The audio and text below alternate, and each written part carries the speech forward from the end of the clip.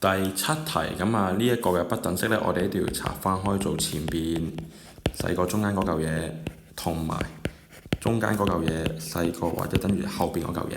OK，可能有啲人會問，我可唔可以諗4y 加1細過或者細過等於8y 減9跳咗中間啊？唔得嘅，一定唔可以。平時我有時好似都會咁做嘅喎。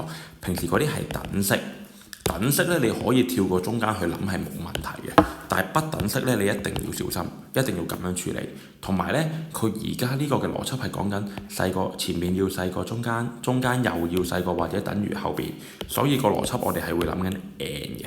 OK，咁我哋做落去先。4y 減 5y 係負 y，負 y 細過負4，即係 y 大過4啦。要轉負號方向，呢邊負 3y 細過等於負6，除翻負3，即係 y 大過等於2。我哋係用 and 嘅邏輯諗嘅，即係 y 又要大過等於2，y 又要大過4。我哋揾重疊嗰橛，其實就真係 y 大過4，所以答案係 dot。